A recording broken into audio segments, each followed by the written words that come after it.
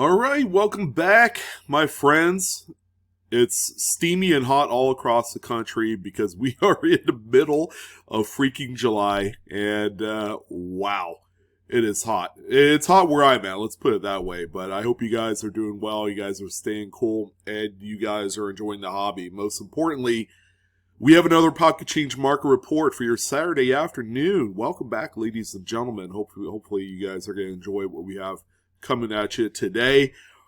I'm sorry to say there's no slowdown in this market. All right, the summer has been as hot as last year and as the year before. My goodness, it's been quite crazy. But in any event, we have a whole new host of coins to talk about. Quick little development: the Extra V 2023 Lincoln cents are. They're kind of heading back up into a northerly trajectory as far as value. Nothing too crazy, but I thought I would let you guys know that the floor has risen a little bit there. All right, so we're going to talk about a few of the coins that did sell. I'm going to give you kind of a roundabout way of how much these things are still going for. There's been one or two that have sold, at the price that I would expect them to be. But outside of that, it's just a coin to be on the lookout for. And it's had ripple effects through the sealed coin market. Bankrolls of 2023s just all of a sudden are relevant again. I think they've always been relevant, but we're just seeing really healthy sell prices on sealed rolls. So that's kind of the good news here, which represents a little bit of an opportunity for a lot of you across the country, specifically on the East Coast, where you could still find sealed 2023s. It might be an important thing for you guys to acknowledge. If you're at a bank, simply ask for some. I wouldn't be shy about asking specifically for 2023 rolls. So before we jump in, a few kind of the regular ground rules still apply. We don't talk about graded coins, although I had a conversation with someone in the comments section of one of my other videos about a 1969S double die obverse FS101 that had sold graded, and I made an exception about how coins of that ilk need to be graded every time. And even today, it still holds true. Those higher echelon coins are always going to be important to the secondary market, and people are going to have a lot more safetiness when they buy things like that. They want to be able to feel safe buying a 5-figure coin, or even something that's even 4-figure. A 1955 double to die obverse Lincoln is still an expensive coin out there. So I would still say, yeah, they're going to sell raw, but most importantly, these coins that traditionally folks look at and see as being something that's widely counterfeited, definitely grade these. All right, so but outside of that, we don't normally talk about graded coins. Again, that's generally an unneeded expense. Through all this, if you're going to spend $30, $40 a pop to grade an error coin, you might end up losing big if your motivation is to resell. And all the images are original to the seller's listings, so you're going to get the best and worst of what's available out there. This will give you kind of like a little bit of a bar that's been set, which, by the way, is quite low. So, there's not a whole lot of effort that needs to be done on your part to move that needle. All right, so let's go ahead and jump in. Now, the first coin that I had seen, I'm like, wow, this thing is actually a lot crazier than it looks. And it's a 1970D Lincoln Memorial cent that was struck through a shifted, very late stage die cap. This is something you don't traditionally see. As that die cap becomes very, very thin, like we're talking thinner than paper thin, obviously some things are going to happen. The cap will end up folding in on itself, it'll shift, it'll do all sorts of weird stuff, because you could obviously see the strike through here with all this weakness which has that marquee look. But at the same time, you also have this little slivered edge right here of a very well struck area. All right, that's been I'm not going to say affected. It wasn't affected at all, but that area used to be covered with the die cap. And in this particular case, the cap had shifted or had done something to where you have a full strike around that edge. Now, I was equally more surprised at the sale price, which was $604.90. So the question is it worth this kind of money? Because we have seen a myriad of different stages of cap die strikes in the past, and they come nowhere near close to $600. Okay, not for any reason. So this is definitely worth kind of like, mentioning out there. Don't know if the sale's going to completely go through. Again, there's a lot of unknowns here with this sale, but it is certainly a very interesting coin. One in which, does carry a fair amount of value, above and beyond what a normal struck through, I guess, late stage cap die would be. So something to keep in mind if you do come across a coin that looks like this, and it can be on any coin, Lincoln cents, Jefferson nickels, and a few other denominations, you name it. If you find something that looks like this, always know that it's something very interesting. Put it aside and then get more information on it. The next one that we have here, again, this is more of a PSA than anything else, but you might be able to play this in your favor. 1994 Washington quarter. It's pretty rough. I mean, this thing is circulated for the last 30 years. Okay, I'm not gonna lie. It's just that it's been pocket change fodder for most of its life. However, you're going to come across some coins with this pretty incredible doubling. However, this isn't just any doubling. This is machine doubling. You'll notice from the flat step-like features of all of the devices on the reverse. And, these are quite striking. If you find one like this one that is quite dramatic, there are collectors of these.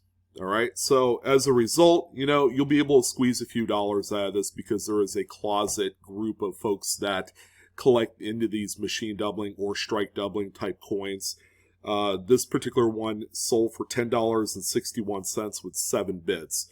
So, it's not nothing. It's 40x face value, which is very relevant for this conversation. So look out for things like this. I mean, you're going to find them on conceivably just about every date of coin, and it's just part of the process as those dies begin to wear. And again, very, very, very cool looking coin, but it's not an error or variety as of yet. Now, this one is incredible. I mean, 1971 D Kennedy half dollar, first year of the Kennedy after the 40% silver revolution, is anything else but a interesting coin. Okay, it's the anti-interesting coin. However, if you do come across one with this type of error, which by the way is a 90-degree clockwise rotated dies reverse, congratulations. This is a hell of a find. The seller did a phenomenal job imaging this to showcase the degree of rotation. They used those penned-in lines. The staples certainly does a trick here, just showing the difference between the obverse and the reverse. And these are quite valuable. And I don't know why more people don't actually take the time to flip each coin over, because you're gonna come across something that's worth way more than your average 90% silver find or standard variety. This one ended up selling for $82.60 with 9 bids. Truly phenomenal find, and congrats to both the seller and buyer. This is something that you just don't see every day, especially raw condition. The next one that we have here, this is a coin that I've seen on a few occasions with that same cut. 1865 3-cent nickel is what they call it because it's a nickel composition, but check out that cut over the word states. You can actually see some of the denticles on there, which would lead me to believe that this is probably more of a retained cud than an actual full-blown cud. So with a retained cud, the piece of the die had fractured, but hadn't quite fallen out yet. All right, so it's still there. It's still striking up a very shallow amount of devices on that area. But normally, you're going to see this develop into something that's more advanced, more full-blown, to where the actual die piece falls out. So this one right here sold for $52.87 with 17 bits. Again, you can make the argument that maybe cuds and die cracks and shattered dies doesn't really, make a whole lot of difference to these earlier classic type pieces. But if a coin is low enough condition, you could actually leverage the error a little bit more. I can imagine this coin you could easily buy for $25-30 raw as it sits. And if you identify and cherry pick a cut die break, congrats on the 2x profit. That's well done. We didn't have a whole lot of paper money errors to talk about, but how about this one? It's actually pretty neat. It's a 2006 $100 bill, non-colorized, so they still made them all the way up to this date. Miscut. Yeah, it's a miscut error, and it's quite phenomenal from what you see here. And it looks legit too. It's not one of those notes that came from a full sheet that begin with the serial number 99. Although it's a little bit close. So this one right here sold for $183. Again, you don't need to grade these. They sell just as easily raw. Error currency sells really, really well on the secondary market if you put it up for just a regular auction format. They probably outpace coins in that regard, probably 3-1. It's that good. The next one that we have here, just a really nice off-center 1989 P Washington quarter. It's off-center, I'd say, by about 40%.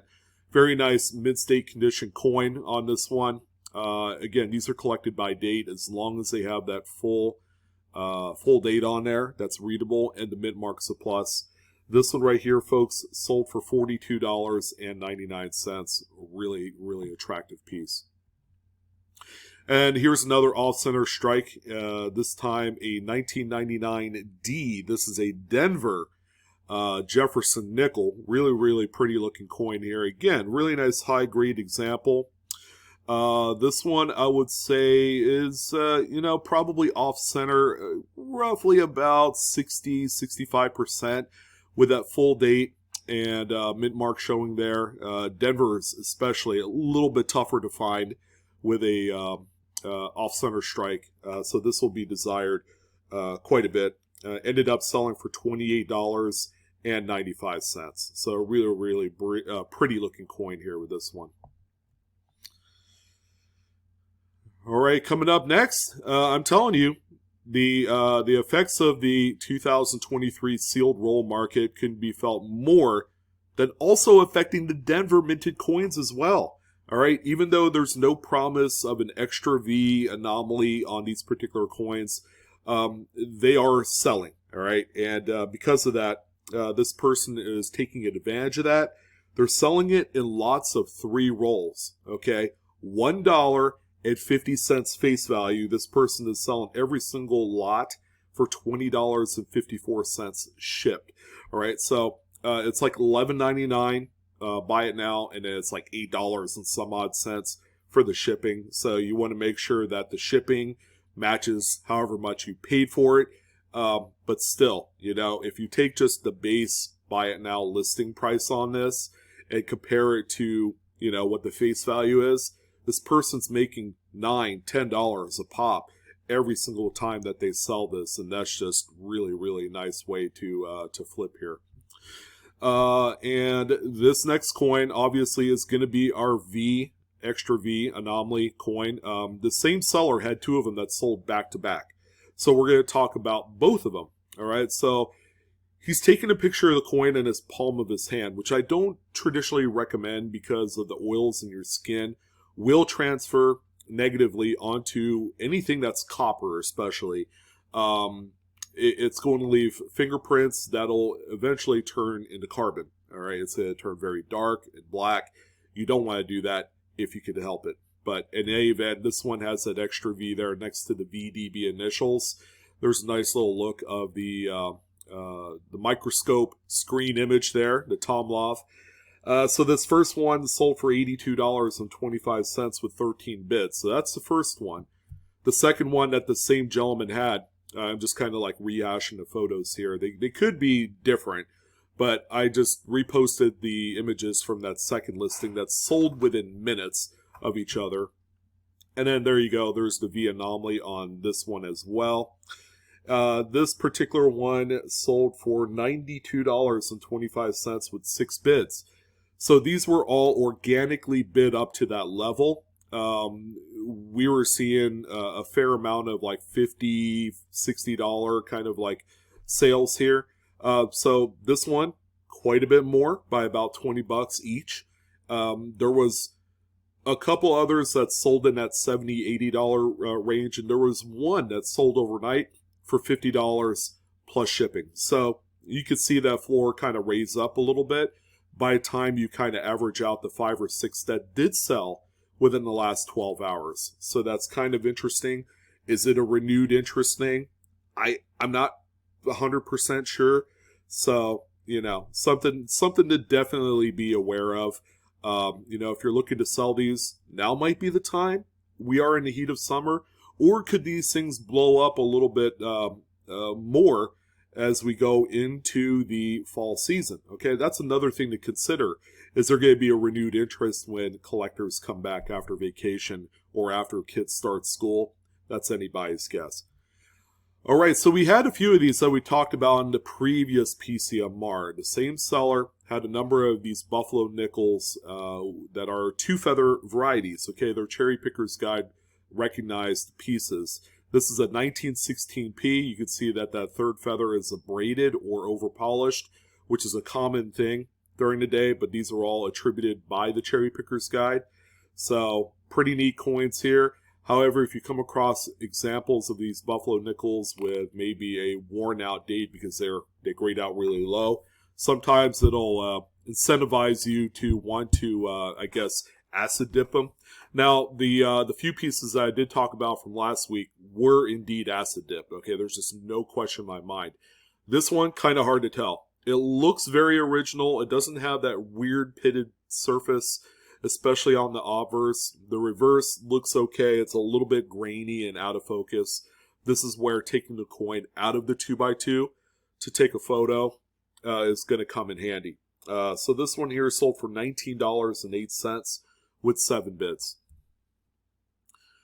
Not a rare coin, but these are always going to be out there, and they're worth way more than 25 cents. So it's a 2005P West Virginia State quarter with a cut die break right over here. A lot of these quarters from the mid-2000s, you could find cut die breaks like this one. So this one right here sold for $16.90. You can find these raw. You could find them graded. I don't know why you would grade them because they carry a low value because there's so many of them out there. But they're worth generally in that $10 to $20 range. Now, someone was asking me, well, all these crazy errors you talk about on paper money, like gutter folds, for example, why can't you find them on newer notes? Well, you can't. Here's one right here. This is a 2013 $1 bill, all right, with a gutter fold right here that goes through the green district seal and into the serial numbers. So they do exist, all right? I just want to let you guys know that this is not something that you have to go back 50 years to look at older paper money. No, these do exist in newer notes. It's just the quality control processes are a little bit higher and tighter with these. So with that being said, here's one right here. You can see it's a pretty well-worn example. There was actually a wrinkle in the sheet, and then it was printed over, and that's how you get a gutter fold. So this one right here ended up selling for $46.40. Now, a best offer was accepted. Don't know what it is. My 130 point went out on me, and I wasn't able to get that information, but I would venture to guess it's not too far off from what this sale price is. And believe it or not, there were a few lots that are worth mentioning today. Here's one right here. It's a lot of 6 error coins, mostly made up of off-center struck Lincoln cents. So the idea is buy up these lots, You know that the sellers are willing to accept a little bit more of a bulk deal on these when they sell them grouped together. Okay, and then this is where you come in, you buy them, and then you relist them as individual coins. So we have 5 off-center struck Lincolns and then 1 blank Type 2 Jefferson nickel planchet. All right, very cool. Very nice lot here.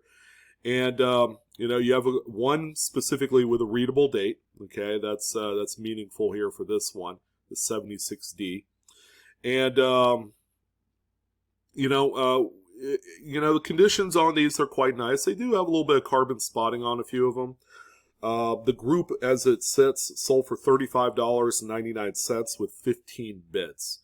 All right, so if you take that, divide by 6, that might put you in a position where you can buy this and do okay in it. All right, the idea is you want to at least 2x your money.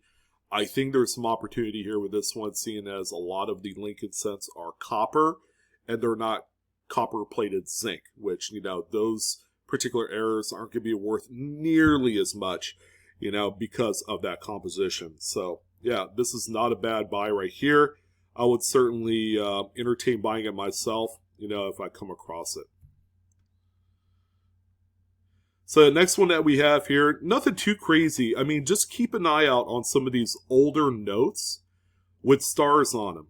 Okay, like this one right here is an older 34D series star note. And these have a much bigger star on them, okay? So, it's a great looking, very market acceptable note. And they're quite popular, actually, when you look at these. They don't need to be graded unless they're like a high, crisp, uncirculated state. That might, play in a little bit better for collectors. But even still, these type of notes, you just never know where you're going to come across them. Maybe old collections that was handed down to you. These star notes, do not deposit these into the bank. I've seen that quite a few times. And it hurts every time you hear about it. So yeah, definitely don't do that. This one right here ended up selling for $176.95, and that's with 24 bids. Very, very awesome sale here on this one.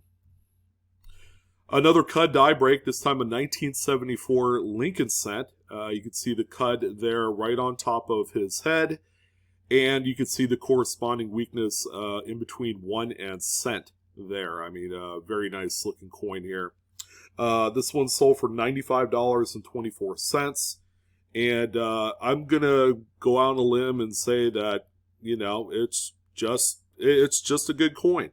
All right, and you're going to see quite a fair amount of these on the secondary market, and they always sell really, really good. So keep that in mind, and look out for these. Cuds will make you a lot of money. Okay, well, good old three-legged buffalo makes a return. All right, 1937 is what we have here, and they're all Denver mints. Just be careful. These have been counterfeited before. Someone would kind of scrape out the front leg on these. But, you need to make sure that your coin has that little weird P line thing right here, and also the weakened back leg. All right, so this one I would say is a nice, good condition coin. Nothing way too terribly crazy beyond that. This one sold for $403.96 with 2 bids, couple points. Number 1, they're quite common. All right, I know that seems kind of weird hearing that because it's a very valuable coin. But yeah, these are quite common, and they're still being cherry-picked today. So those are 2 points on this one. If you're out at a show, believe it or not, there are dealers that have actually overlooked these. I can't even believe I'm saying that. And there's also a few other dates within the Buffalo Nickel series as well. With either like a 3.5 leg or a 3 leg. 36D is another key date for that one, so look out for those. Oh, good old Wilma Mankiller making another appearance with a double-sided retained Cud. Always good to see these. Here's yet again another one here. Very nice condition coin, although it does appear like it's been in circulation for a little bit. Still going to be a very, very valuable coin for years to come. This one sold for $354.25 with 2 bids. And not an error that you generally see on any dollar coin, specifically a Sacagawea dollar. This is a 2002 Philly. What a weird date for something like this. With a curved clip in there. All right, and you have a really powerful looking Blakesley effect, which is this flattened kind of edge here on this rim. That is opposite the side of the clip. All right, so I mean, a really great one here. If this was on a Lincoln cent, yeah, congratulations. That's a $10, $15 coin. But how about on something that you just don't see that often? All right, yeah, not a bad question, right? So this one right here sold for $109.80. Holy smokes. What a great coin. If you're able to find one of these out there in the wild, going through, dollar coins or whatever, yeah, pretty crazy. So here's another lot that has a little bit of interesting stuff, okay? So it's a lot of 12 different items, and it's a lot that sold for $41 with 33 bids. I wanted to get that out of the way so that way you guys have perspective on what we have here. We have 2 Type 2 blank planchets, okay, and then sandwiched in between are a couple of what they call bow tie strips, which are part of the webbing of the strip. So as the planchets are being punched out, it will leave the webbing behind, okay, and then that gets scrapped, it gets recycled, melted, and then, put back out there. We have 1 curved clip on the 70S Jefferson. We have a, I forgot what they call this, but it's a counter stamp. Generally you'll see the Freemason stamp, but this is like a good luck token stamp here with the horseshoe and a little 3-leaf clover. Off-center struck Lincoln. Another one here. Another one here with a readable date. I think it's 1999. We have a broad struck 1972. Colorado State Quarter with a cut right here at the 9 o'clock area. And then another Lincoln cent with the clip. All right, so pretty cool. I mean, is there an opportunity here? I think so. Sell them individually and then let it go from there. See what happens. So this 12 coin / thing lot sold for $41. You break that down, it's only a few dollars a piece. And that's a pretty good deal. There's a little bit of the back image there on all those items. And of course, anything like this on a steel cent, off center struck, a broad strike, a clip, things of that nature, always keep them aside. Doesn't matter what condition either, okay? They're going to have a little bit extra. 1943p sold for $186.50 with 29 bids. And here's another lot. This one a little bit more intriguing. I think I kind of like the look and quality of this one. 4 pieces. So we have an off-center struck with a uniface reverse Jefferson nickel. It's off-center by about 75%. 2001 off-center Lincoln. We also have this one here, that Lincoln as well. And this is also a pretty neat one. It looks off-center from the front. But what we have here is a misaligned dies 1981p Jefferson nickel. Look at the reverse here. It's perfectly centered on this one. And you sometimes it'll throw a lot of people off. They'll just look at the front and say, "Oh, it's off center." But in this case, it is a misaligned die. All right. So this 4 coin lot sold for $58 with 18 bids. Wow, this one's minor, but this one will surprise you a little bit. It actually did really well. 1971 Lincoln Memorial Cent double struck. All right, so check out the double struck piece there. It's about 95% off center with a little bit of stuff there. But anyways, yeah, these are still collected pretty well. They're one of the more expensive errors to find out there. $90.55 was the sale price on this one. I believe this is our last piece of currency, but it's a 1988 $1 bill. Wow, where's all the overprint? Well, the inkwells ran dry, my friends, and that happens. It actually happens a lot on 1985 and 1988 $1 bills. So, yeah, if you come across these, and I don't know why you would, there's not a whole lot of them that you can find out there in circulation. And you always have to be wary. You got to make sure that there is no embossing when these things were printed. And, assume every single one was played around with until proven wrong. But this is a really nice, crisp, uncirculated note. Looks like it was found way back 40 years ago when this thing was released. And it sold for $266.55 with 15 bids. It's my understanding that if you find one in a brand new bank strap back in the day, you'll find others as well. All right, so yeah, pretty neat. So we're still talking about these even a few years after release, but the good old crown die chip on the Washington crossing the Delaware quarters will still have some interest out there in the collector land, I suppose, but you can see the big crown die chip on top of his hat, all right, which is not supposed to be there. This one sold for $54.99. All right, so that's kind of like toward the top tier, the top end of the sales of these things. And also this one, again, a sleeper by all accounts, because everybody is looking for the back quarter with the massive strike through right on the Mama Bat's face. This is the smaller field restricted strike through on this one, and yeah, these have a very respectable value themselves. I bought one of these at the Oklahoma Coin Show, and I was very happy to pay the $50 I paid for it, which is about what this one sold for as well. All right, so it's still a very valuable coin, regardless of condition. Now, not to say that if it's been run over 1 million times in the parking lot, that might affect the value quite a bit. But ones that look like this, that look like they came out of change, they're still a very equitable coin out there in the market. This one is a 1991 Lincoln Memorial set. Now, these are referred to as atheist cuds.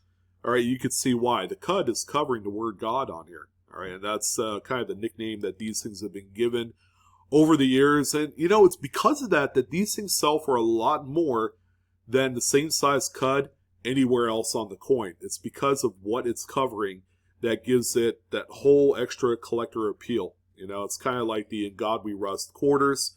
I mean, why are people still paying $20, $30, $40 for those coins? No, seriously, I'm asking you guys, why are people still paying that? But anyways, this one, another shocker, $105.25 was the final sale price for this bad boy. And the last coin we're going to talk about for this PCMR. Ooh, man, now we're talking about massive errors on coins that you just don't see too much of. 1978 Ike dollar, off center by about 10%. Nothing too terribly crazy, but you don't see this that often. You see it a lot on Lincoln cents and nickels, but big coins like this, yeah, it's these things are hot and people want them. This one sold for $288.88 with 4 collected bids. There were a few people that really wanted it, and someone had to be the victor. Well, that's going to go ahead and do it for this one. Now is your chance to go out there, hopefully, to find some of the things that we talked about today, and in the whole world of other error coins that's out there as well. I want to thank you guys for tuning in on my Pocket Change Market Report for July 15th. You guys have fun. Happy hunting. And come check out my other videos. I have a lot more content on some of these things that you can find. That's going to go ahead and do it. I kind of lost my train of thought there for a second, but now it's back. And you guys are out. All right. See you guys. Take care.